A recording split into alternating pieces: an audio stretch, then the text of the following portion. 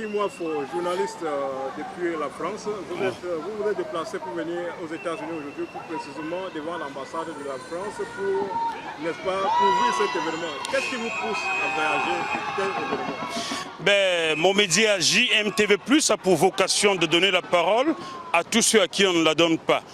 Où qu'ils soient, JMTV+, va à eux. C'est la raison pour laquelle, après le Canada, il y a 2 mois, je me suis déplacé dans le Maryland, aux États-Unis, pour donner la parole à la diaspora camerounaise. Non pas qu'il n'y a pas autre média, mais bon, chacun son couloir, chacun sa vocation.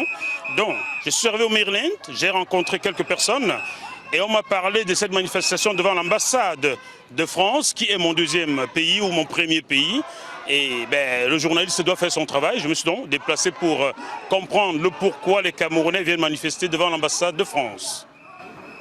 Et voilà, en France, par exemple, avec tous les politiciens que vous accueillez, n'est-ce pas, sur votre chaîne de télévision, qu'est-ce que vous pouvez aujourd'hui nous dire par rapport, n'est-ce pas, au témoignage que vous suivez chaque temps que ça se passe, qu'ils passent sur votre plateau? Qu'est-ce que vous pouvez dire aujourd'hui en tant qu'analyste, en tant que journaliste? Qu'est-ce que vous pouvez tirer comme conclusion?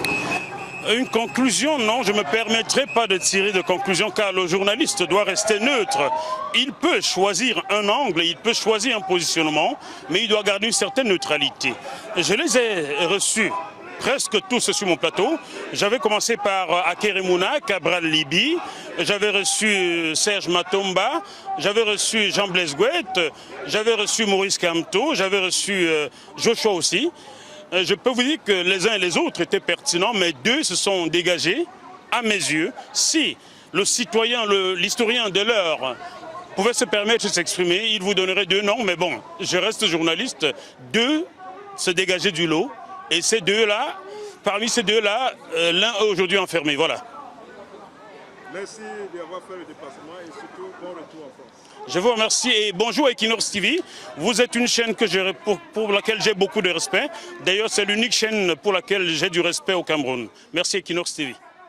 Je demande à JMTV+, de continuer à faire ce travail extrêmement important, de recueillir les informations, de les recueillir avec esprit critique, pour ensuite les diffuser comme elle le fait, afin que les esprits s'éveillent, que les consciences s'ouvrent davantage et que les actes suivent.